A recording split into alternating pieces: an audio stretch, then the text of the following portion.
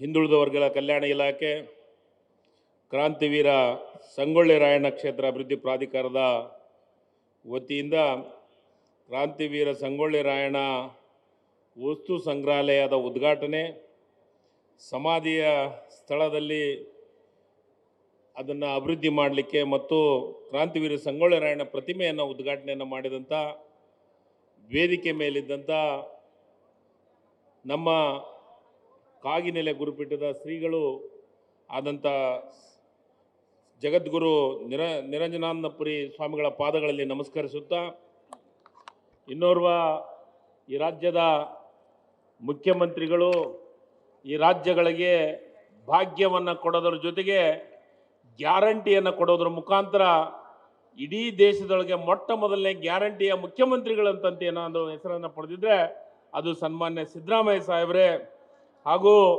ಲೋಕೋಪಯೋಗ ಇಲಾಖೆಯ ಸಚಿವರು ನನ್ನ ಆತ್ಮೀಯ ಸೋದರರಾದಂಥ ಸತೀಶಣ್ಣ ಜಾರಕಿಹೊಳಿ ಅವರೇ, ಹಾಗೂ ಇನ್ನೋರ್ವ ಮಂತ್ರಿಗಳು ಮಹಿಳಾ ಮತ್ತು ಕಲ್ಯಾಣ ಇಲಾಖೆಯ ಸಚಿವರಾದಂಥ ಸೋದರಿ ಲಕ್ಷ್ಮೀ ಹೆಬ್ಬಾಳ್ಕರ್ ಅವರೇ, ಇನ್ನೋರ್ವ ನನ್ನ ಸೋದರ ನಗರಾಭಿವೃದ್ಧಿ ಸಚಿವರು ಆದಂಥ ಬೈರತಿ ಸುರೇಶ್ ಅವರೇ, ಗ್ಯಾರಂಟಿ ಯೋಜನೆಯ ಅನುಷ್ಠಾನದ ಅಧ್ಯಕ್ಷರು ಆದಂಥ ಎಚ್.ಎಂ. ರೇವಣ್ಣ ಅವರೇ, ಶಾಸಕ ಮಿತ್ರರಾದಂಥ ಕೌಜಲ್ಗಿ ಅವರೇ, ಅಶೋಕ್ ಪಟ್ಟಣ್ ಅವರೇ, ವಿಶ್ವಾಸ್ ವೈದ್ಯ ಅವರೇ, ಗಣೇಶ್ ಹುಕ್ಕೇರಿ ಅವರೇ, ಆಸಿಫ್ ಸೇಠ್ ಅವರೇ, ಬಾಬಾ ಸಾಹೇಬ್ ಪಾಟೀಲ್ ರೇ, ಮತ್ತು ಈ ಕ್ಷೇತ್ರದ ಶಾಸಕರು ಆದಂಥ ವಿಠಲ್ ಅಲಿಗೇರಿಕ್ ಅವರೇ, ಹಾಗೂ ವಿಧಾನ ಪರಿಷತ್ತಿನ ಸದಸ್ಯರು ನನ್ನ ಸೋದರಾದಂಥ ಚಂದ್ರರಾಜ್ ಹಟ್ಟಿಹೊಳಿ ಅವರೇ, ಮಾಜಿ ಶಾಸಕರಾದಂಥ ಅಂಜಲಿ ನಿಂಬಾಳ್ಕರ್ ಅವರೇ, ನಗರಾಭಿವೃದ್ಧಿ ಪ್ರಾಧಿಕಾರದ ಅಧ್ಯಕ್ಷರಾದಂಥ ಲಕ್ಷ್ಮಣರಾವ್ ಚಿಂಗ್ಳೆ ಅವರೇ, ಮತ್ತು ವೇದಿಕೆ ಮೇಲಿದ್ದಂಥ ಗ್ರಾಮ ಪಂಚಾಯಿತಿಯ ಅಧ್ಯಕ್ಷರೇ, ಗ್ರಾಮ ಪಂಚಾಯಿತಿಯ ಸದಸ್ಯರೇ, ಮತ್ತು ವೇದಿಕೆ ಮೇಲಿದ್ದಂಥ ಎಲ್ಲ ಹಿರಿಯರೇ ಮತ್ತು ಯುವಕ ಮಿತ್ರರೇ, ಇಲ್ಲಿ ಸೇರಿದಂಥ ಎಲ್ಲ ನನ್ನ ಹಿರಿಯರೇ, ತಾಯಂದಿರೇ ಹಾಗೂ ಪತ್ರಿಕಾ ಬಳಗದ ಮಿತ್ರರೇ, ಬಂಧುಗಳೇ, ಇವತ್ತು ನಂದಗಡದೊಳಗೆ ಒಂದು ಐತಿಹಾಸಿಕ ಇತಿಹಾಸವನ್ನು ಬರೆಯುವಂಥ ದಿವಸ ಅಂದರೆ ತಪ್ಪಾಗಲಿಕ್ಕಿಲ್ಲ. ಯಾಕಂದರೆ ಈ ಭಾಗದ ಜನರು ಭಾಳ ಆಸೆಯನ್ನು ಪಟ್ಟಂಥ ಏನು ಸಂಗೊಳ್ಳಿ ರಾಯಣ್ಣವರ ಒಂದು ವಸ್ತು ಸಂಗ್ರಹಾಲಯ ವೀರಭೂಮಿ ಉದ್ಘಾಟನೆ ಮಾಡಿದ್ದು ಮತ್ತು ಆ ಕೆರೆಯಲ್ಲಿ ಸಂಗೊಳ್ಳಿ ರಾಯಣ್ಣ ಪ್ರತಿಮೆಯನ್ನು ಪ್ರತಿಷ್ಠಾಪನೆ ಮಾಡಿದ್ದು ಮತ್ತು ಇದೆಲ್ಲದರ ಜೊತೆಗೆ ಇನ್ನೂ ಇದನ್ನು ಅಭಿವೃದ್ಧಿ ಮಾಡಬೇಕನ್ನೋ ದೃಷ್ಟಿಕೋನವನ್ನು ಇಟ್ಕೊಂಡು ಕನಿಷ್ಠ 24 ಕೋಟಿಗೆ ಇವತ್ತ ಭೂಮಿ ಪೂಜೆಯನ್ನು ಮಾಡಿದಂಥದ್ದು ಇರ್ಬೋದು. ಇದು ಎಲ್ಲವೂ ಇತಿಹಾಸ ಬರೆಯುವಂಥ ಕೆಲಸ ಅನ್ನೋ ಮಾತನ್ನು ಇಲ್ಲಿ ಹೇಳಲಿಕ್ಕೆ ಇಷ್ಟಪಡ್ತೀನಿ ಬಂಧುಗಳು. ಸಂಗೊಳ್ಳಿ ರಾಯಣ್ಣ ಸ್ವತಂತ್ರ ಸಂಗ್ರಾಮಕ್ಕೆ ವೀರ ರಣಕಳೆಯನ್ನು ಮೊಳಗಿಸಿದ ಭಾರತ ದೇಶದ ಮೊಟ್ಟ ಮೊದಲನೇ ಈ ಭಾಗದೊಳಗೆ. ಅದಾದಮೇಲೆ ದೇಶಪ್ರೇಮಿ, ಅಪ್ಪಟ ದೇಶಪ್ರೇಮಿ, ದೇಶಕ್ಕಾಗಿ ಏನು ಬೇಕಾದ್ರೂ ಮಾಡಕ್ಕೆ ಸಿದ್ಧರಿರುವಂಥ ಸಂಗೊಳ್ಳಿ ರಾಯಣ್ಣವರು ನಮ್ಮ ಕಿತ್ತೂರಿನ ಆಸ್ಥಾನದಲ್ಲಿ ರಾಣಿ ಚೆನ್ನಮ್ಮನ ಬಲಗೈ ಬಂಟನಾಗಿ ಕೆಲಸವನ್ನು ಮಾಡಿದಂಥ ಇತಿಹಾಸ. ಅವರ ಒಂದು ಇತಿಹಾಸವನ್ನು ನೆನಪು ಮಾಡಲಿಕ್ಕೆ ಈ ಭಾಗಕ್ಕೆ ಆ ಒಂದು ಮಹಾನ್ ವ್ಯಕ್ತಿಯ ಬಗ್ಗೆ ಯುವಕರಿಗೆ ಒಂದು ಇತಿಹಾಸವನ್ನು ಹೇಳಲಿಕ್ಕೆ ಆಗಿನೇ ಸಂಗೊಳ್ಳಿಯಲ್ಲಿ ಇರ್ಬೋದು ಮತ್ತು ನಂದಗಡದಲ್ಲಿ ಇರ್ಬೋದು ಇವೆಲ್ಲವನ್ನ ಕೆಲಸವನ್ನು ಮಾಡಲಿಕ್ಕೆ ಸನ್ಮಾನ್ಯ ಮುಖ್ಯಮಂತ್ರಿಗಳೇ ಇದನ್ನೇ ಅದಕ್ಕೆ ಕಾರ್ಯರೂಪಕ್ಕೆ ಮೊಟ್ಟ ಮೊದಲಿಗೆ ಕೆಲಸವನ್ನು ಮಾಡಲಿಕ್ಕೆ ಪ್ರಾರಂಭವನ್ನು ಮಾಡಿದರು.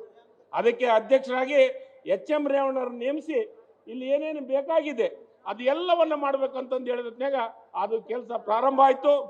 ಪ್ರಾರಂಭ ಆಗೋದಷ್ಟೇ ಅಲ್ಲ, ಸಂಗೊಳ್ಳಿಯಲ್ಲಿ ಒಂದು 100 ಎಕರೆ ಭೂಮಿಯಲ್ಲಿ ನನಗನ್ಸಿದ ಮಟ್ಟಿಗೆ ನಮ್ಮ ಉತ್ತರ ಕರ್ನಾಟಕದಲ್ಲಿನೇ ಅಂಥ ಸೈನಿಕ ಶಾಲೆಯನ್ನು ನೋಡಕ್ಕೆ ಸಾಧ್ಯ ಇಲ್ಲ. ಅದ್ಭುತವಾದಂಥ ಸೈನಿಕ ಶಾಲೆಯನ್ನು ಕಟ್ಟಿ ಅದನ್ನು ಲೋಕಾರ್ಪಣೆ ಮಾಡುವಂಥ ಕೆಲಸವನ್ನು ಏನಾದರೂ ಮಾಡಿದರೆ ಸನ್ಮಾನ್ಯ ಸಿದ್ದರಾಮಯ್ಯ ಸಾಹೇಬರು ಅನ್ನೋ ಮಾತನ್ನು ನಾನು ಹೆಮ್ಮೆಯಿಂದ ಹೇಳುವಂಥ ಕೆಲಸವನ್ನು ಮಾಡ್ತೀನಿ ಬಂಧುಗಳೇ. ಅದರ ಜೊತೆಗೆ ಬಾಲ್ಯದಿಂದ ಹಿಡ್ಕೊಂಡು ಅವರ ಜೀವನ ಚರಿತ್ರೆಯನ್ನು ಯಾವ ರೀತಿ ಜೀವನವನ್ನು ಮಾಡಿದರು, ಯಾವ ರೀತಿ ಬಾಲ್ಯವನ್ನು ಅವರು ಕಳೆದ್ರು, ಅದಾದ ಮೇಲೆ ಕಿತ್ತೂರು ರಾಣಿ ಚೆನ್ನಮ್ಮನ ಜೊತೆಗೆ ಆತನ 6 ಮಂದಿ ಸಹಚರರು ಯಾವ ರೀತಿ ಬ್ರಿಟಿಷರಿಗೆ ಸ್ವಪ್ನವಾಗಿ ಕೆಲಸವನ್ನು ಮಾಡಿದ್ದನ್ನು ಇವತ್ತು ಎಲ್ಲ ಯುವಕರಿಗೆ 2 ಸಂಗೊಳ್ಳಿ ಮತ್ತು ನಂದಗಡದೊಳಗೆ ಇವತ್ತು ಉದ್ಘಾಟನೆಯನ್ನು ಮಾಡಿ ಲೋಕಾರ್ಪಣೆ ಮಾಡುವಂಥ ಕೆಲಸವನ್ನು ಮಾಡಿದ್ದೀವಿ. ಈ ಕ್ಷೇತ್ರದ ಅಭಿವೃದ್ಧಿಗಾಗಿ ವಿಶೇಷವಾದಂಥ ಅನುದಾನವನ್ನು ಕೊಡೋದ್ರ ಮುಖಾಂತರ ಕನಿಷ್ಠ ನನಗನ್ಸಿದ ಮಟ್ಟಿಗೆ 319 ಕೋಟಿ ದೊಡ್ಡ ಒಂದು ಬಿಲ್ಡಿಂಗ್ ಅಂತ ಹಾಸ್ಟೆಲ್ ನನಗನ್ಸಿದ ಮಟ್ಟಿಗೆ ಎಲ್ಲಿ ನೋಡಕ್ಕೆ ಸಾಧ್ಯ ಇಲ್ಲ.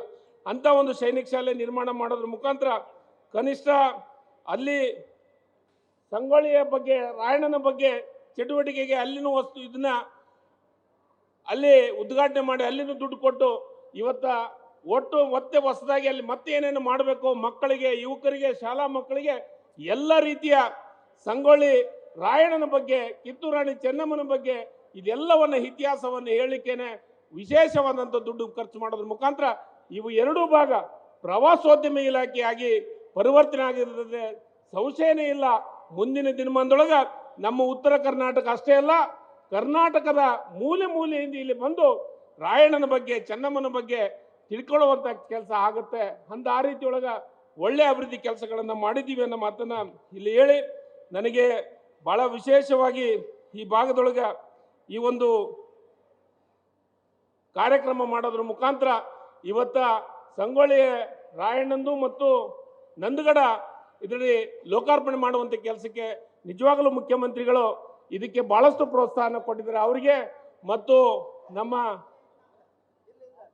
ಗ್ಯಾರಂಟಿ ಅಧ್ಯಕ್ಷರಾದಂಥ ಎಚ್.ಎಂ. ರೇವಣ್ಣವರು ನಿಜವಾಗಲೂ ನಾನು ಅವ್ರನ್ನ ಅಭಿನಂದಿಸ್ತೀನಿ.